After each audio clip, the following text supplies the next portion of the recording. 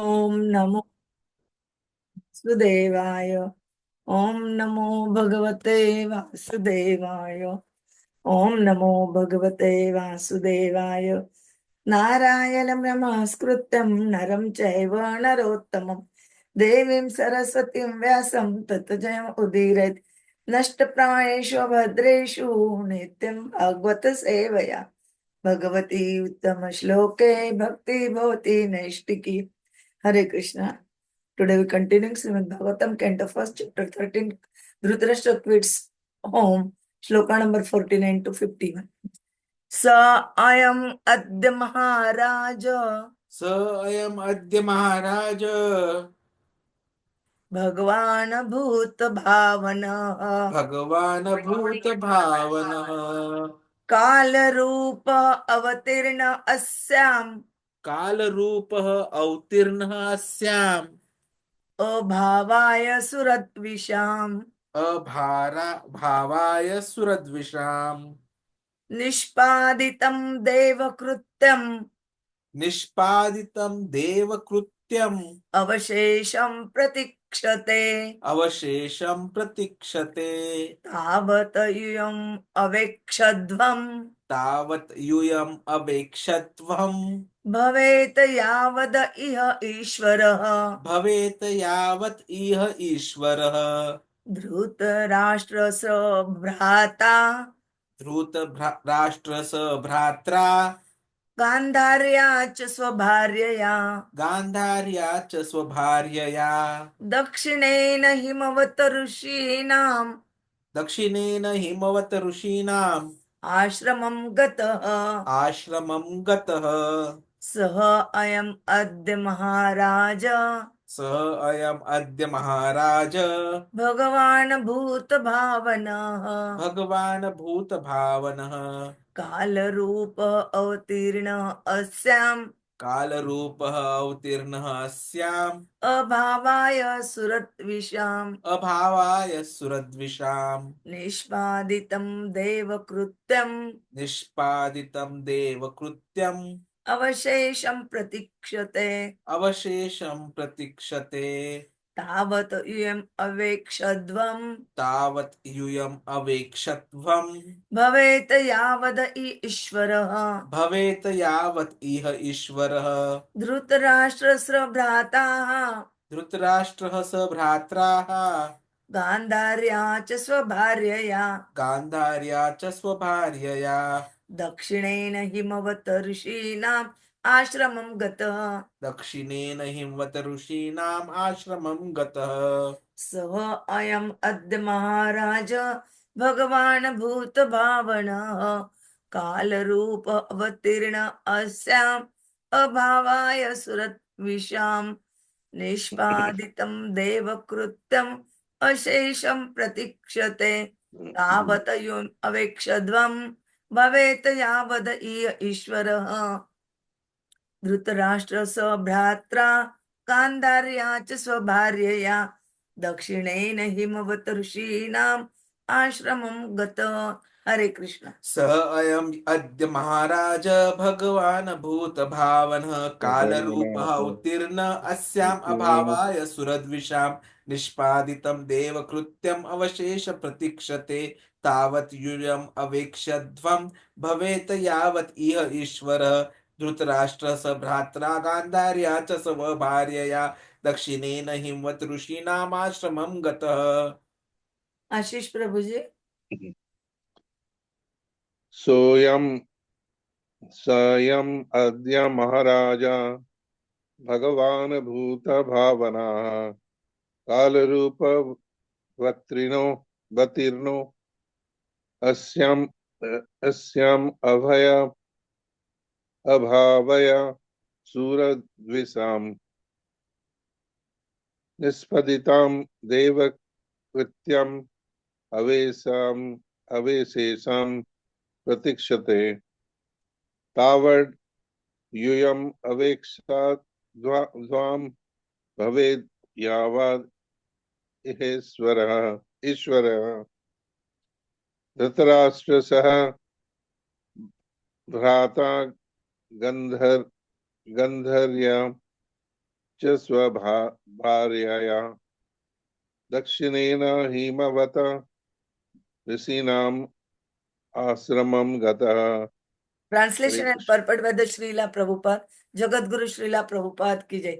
That supreme personality of Godhead, Lord Sri Krishna, in the guise of all devouring time, kāla-rūpa, has now descended to the earth to eliminate the envious from the world. The Lord has already performed his duties to help the demigods and he is awaiting the rest. You Pandavas may wait as long as the Lord is here on earth. O king, your uncle Dhṛtarāṣṭra, his brother Vidura, and his wife Gāndhārī have gone to the southern side of the Himālaya Mountains, where there are shelters of the great sages. Purport by the Srila Prabhupada, Jagat Guru Srila Prabhupada ki jai. There are two classes of human beings, namely the envious and the obedience. Since the Supreme Lord is one and the Father of all living beings, the envious living beings are also his sons, but they are known as the asuras. But the living beings who are obedient to the Supreme Father are called devatās or demigods, because they are not contaminated by the material conception of life. Not only are the asuras envious of the Lord in even denying the existence of the Lord, but they are also envious of all other living beings. The predominance of asuras in the world is occasionally rectified by the Lord when he eliminates them from the world and establishes a rule of devatās like the Pāṇḍavas. His designation is Kal, his disguise is significant. He is not at all dangerous, but he is the transcendental form of eternity, knowledge, and bliss. For the devotees, his factual form is disclosed, and for the non-devotees, he appears like kāla-rūpa, which is causal form. This causal form of the Lord is not at all pleasing to the asuras, and therefore they think of the Lord as formless in order to feel secure that they will not be vanquished by the Lord. The Lord descends from his abode, Krishnaloka, the topmost planet in the spiritual sky, in order to help the demigod administrators of this material world when they are greatly vexed by asuras who are envious not only of the Lord but also of his devotees.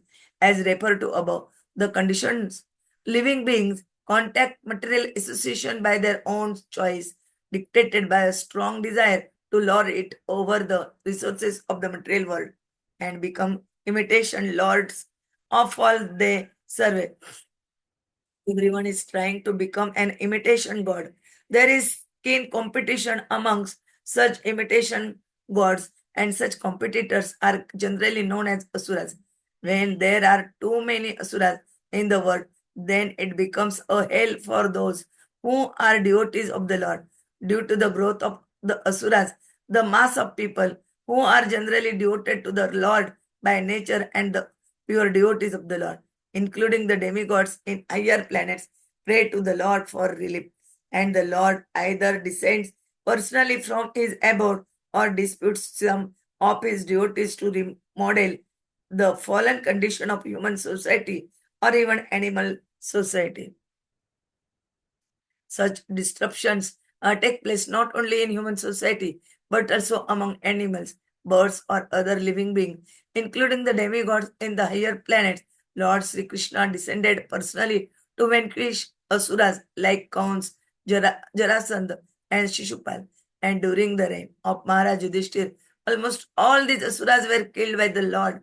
Now he was awaiting the annihilation of his own dynasty called the Yaduvamsh, who appeared by his will in this world. He wanted to take them away before his own departure to his eternal abode. Narad, like Vidura, did not disclose the imminent annihilation of the Yadu dynasty, but indirectly gave a hint to the king and his brothers to wait till the incident happened and the Lord departed. To pacify the mourning Maharaj Yudhishthira, Narada first of all spoke from the philosophical point of view, and then he began to describe the future movements of his uncle, which he could see by his foreseeing powers, and thus began to describe as follows. Om Jnana Timirandasya ज्ञानाञ्जनशलाकया चक्षुरुन्मिलितं येन तस्मै श्रीगुरवे नमः। श्रीचैतन्यमनोभीष्टं स्थापितं येन भूतले स्वयं रूपः कदा मह्यं ददाति स्वपदान्तिकं। वन्देऽहं श्रीगुरोः श्रीयुतपदकमलं श्रीगुरून् वैष्णवाञ्च श्रीरूपं साग्रजातं सगणरघुनाथान्वितं तं सजीवं साद्वैतं सावधूतं परिजनसहितं कृष्ण चैतन्य देवं श्री राधा कृष्ण पादाय विष्णुपादाय कृष्ण प्रेष्ठाय भूतल श्रीमते भक्ति वेदांत स्वामिनिति नामिने नमस्ते सरस्वते देवे गौरवाणी प्रचारिणे निर्विशेष शून्यवादी पाश्चात देश तारिणे वाञ्छा कल्पतरुभ्यश्च कृपा सिन्धुभ्य एव च पतितानां पावनेभ्यो वैष्णवेभ्यो नमो नमः। जय श्री कृष्ण चैतन्य प्रभु नित्यानंद श्री अद्वैत गदाधर श्रीवासादि गौर भक्तवृंद। हरे कृष्णा कृष्ण कृष्ण हरे हरे, हरे राम राम राम हरे हरे, हरे कृष्ण कृष्ण कृष्ण हरे हरे, हरे राम राम राम हरे हरे, हरे कृष्ण कृष्ण कृष्ण हरे हरे, हरे Ram Ram Ram Hare Hare. Hare Krishna. Prabhuji will tell us in detail. Hare Krishna, Hare Krishna, Krishna Krishna, Hare Hare, Hare Ram, Ram Ram, Hare Hare, Hare Krishna, Krishna Krishna, Hare Hare, Hare Ram, Ram Ram, Hare Hare, Hare Krishna, Krishna Krishna, Hare Hare, Hare Ram, Ram Ram, Hare Hare. Actually, this is what is Narad Muniji is trying to explain to Yudhishthir Maharaj in the shlokas that we have been seeing till now. So we saw till yesterday how Naradji explained that we should only look up to Krishna, no one else. Because Krishna actually is one without second. And Krishna has been manifesting himself through his different energies. He is both within as well as without. So Maharajji clearly explained that it is our duty that we should look only up to the Supreme Lord Krishna. Then further information now. Why? Because Krishna, who is the Supreme Personality of Godhead, in the guise of kāla-rūpa, all-devouring time, has descended to the earth to eliminate the envious from the world.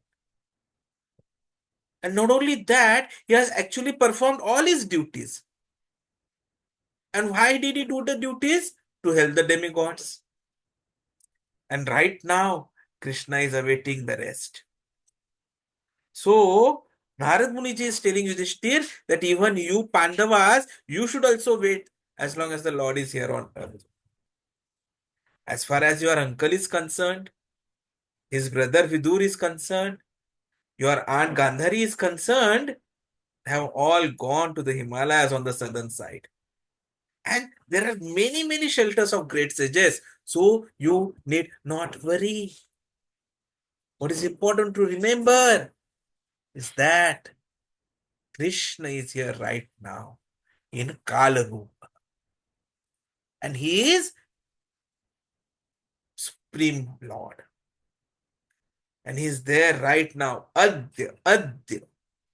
And who is this Krishna? He is Bhuta Bhavanaha, one who is the creator or father of everything created. This is very important. This thing is something Krishna had said that I am the one who has given, I am the what else is seed giving father to all. And this same thing is being repeated here now. So what he said in Bhagavad Gita 14.4, that all the species of life, Sarvayonishu kaunteya murtayah sambhavantiya tasam brahma maha niraham bijapradah pita. Krishna is been saying the same thing. That he is the Mahatyoni, he is the source of birth. And he is bijapradah pitaha, the seed-giving father. So the living entities, they are just combinations of the material nature and the spiritual nature. And they are seen not only on this planet, but on every planet, even on the highest, where Brahma is situated. So everywhere there are living entities. Within the earth, there are living entities, even within water, within fire. And all these appearances are due to the mother material nature and Krishna's seed-giving process. So the material world is impregnated with living entities who come out in various forms at the time of creation according to their past deeds. This is very, very important. It depends on our past deeds, karma phala. So that same Krishna, who is the creator, he also arrives in the form of kāla-rūpa, all-devouring time. So Naradji is explaining this here. He has avtirnaha asyam. And why has he come here? Abhavaya suradvisham. He has come for abhavaya, that means eliminating those who are against the will of the Lord. Suradvisham. Now, we have seen this as a definition of who are sura and who are asuras. So, anyone who is obeying the orders and the rules of the Lord are sura, and those who don't agree, they are asura. So, the human beings also can be accordingly classified into one who are obedient and the other who are envious. Now, envious living beings, they are also Krishna's children, but then they are asuras. And those who are obedient to Krishna, they are devatās or demigods, because they have still not been contaminated by the material conception of life. So I was going through one of the lectures recently on Bhagavad Gita, where while explaining the shloka of 9th chapter, Prabhuji was explaining it very nicely. That in this material world, there is a very, very high risk that we can get contaminated by Mayavadis or atheists.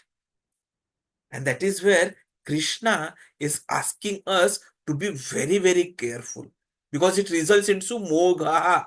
Mogha means complete destruction. So Krishna says, please be very, very careful. Otherwise, there will be complete destruction. Mogha asha, mogha karmana, mogha jnana vichetasa, rakshasim asurim cha eva, prakritim mohinim shrita. So, we should not get illusioned by such things. Otherwise, we'll turn into enviousness for Krishna. And then if we are envious to Krishna, we will end up being completely entangled in the material world. Our bondages will increase, because we will not only be envious to Krishna, we will also become envious of other living beings. And then this causes problems not only for us, but even for those who are obedient of Krishna's laws. So the predominance of asuras results in a situation wherein Krishna himself has to rectify it. And then he eliminates them from the world and establishes the rules of devatās, like even Pāṇḍavas. So Krishna's designation of Kala in disguise, as mentioned by Narad Muni here, is very, very significant. Practically, Krishna is not dangerous. Actually, he is transcendental, eternal, full of knowledge, full of bliss. So for devotees, this factual form is there. But for non-devotees, he is in the causal form of kāla-rūpa. And that form is not at all pleasing. Huh? The asuras, they sometimes feel that the Lord is formless. So that, Lord is formless, nothing to worry. But the moment kāla-rūpa comes, completely vanquished by the Lord. So we have to be practically safeguarding ourselves from all these things. Because Krishna always comes. Paritranaya sadhuna vinashaya cha dushkritam dharma sansthapanarthaya sambhavami yuge yuge. So here also Naradji is saying that Krishna has come, he has performed his duty to help the demigods, and now he is awaiting the rest. He is awaiting the rest. Avesham pratikshate. Now this avesham pratikshate, Yudhishthira Maharaj is not understanding immediately what is the meaning. Because for them Krishna is everything. He is their lifeline. But Naradji is telling that you also, yuyam avekshadvam, you also now wait. Await. Because as long as Krishna is here, you also wait. Yavat iha ishvara. So Krishna has come. If you all remember the Krishna book that we had read around a year ago during Kartik month, we had seen that all the demigods, because of the problems of the asuras, they approach Brahmaji. Brahmaji approaches the Prithvi Mata, she is also so much troubled. She also approaches Brahmaji. That I'm not able to carry out this burden anymore.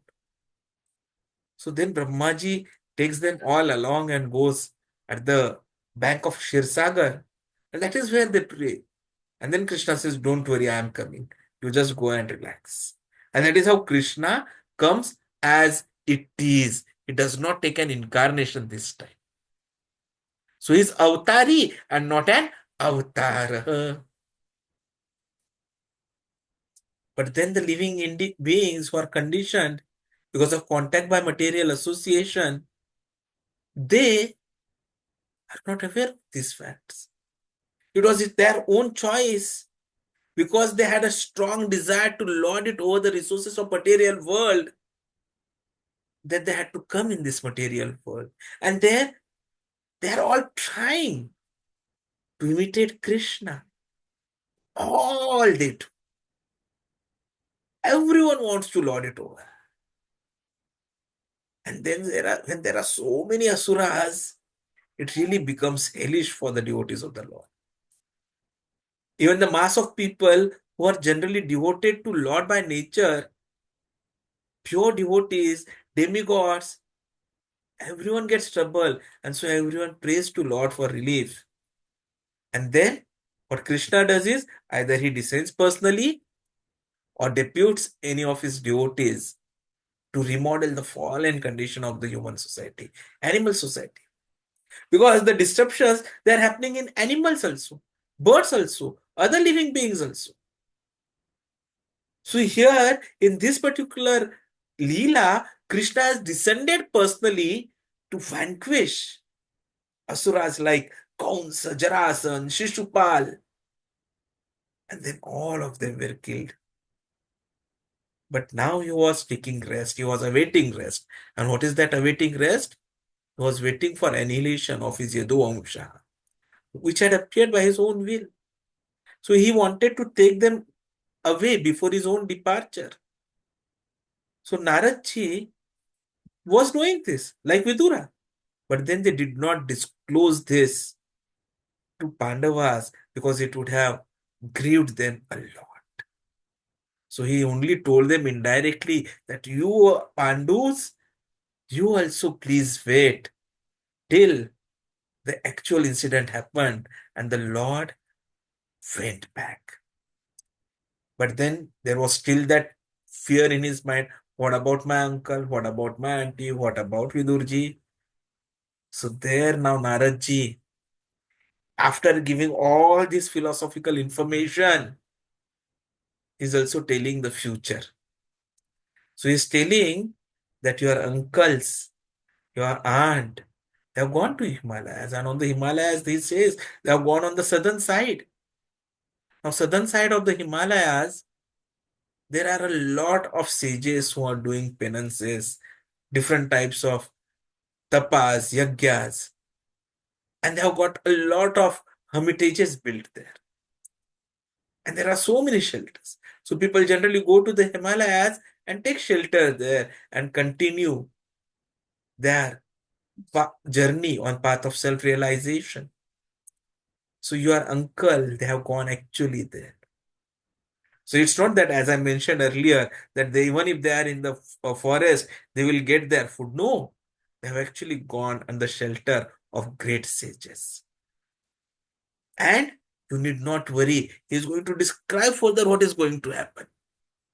So after giving the philosophical understanding, he is now telling the future as well, so that the anxiety of Maharaj Yudhishthir can be completely annihilated. Krishna is not able to see his devotees in any kind of anxiety. And that is why Krishna plans in such a way that the anxieties of his devotees are completely removed. Devotees are dearmost to Krishna, and Krishna is dearmost to devotees. So this is a very, very beautiful relationship.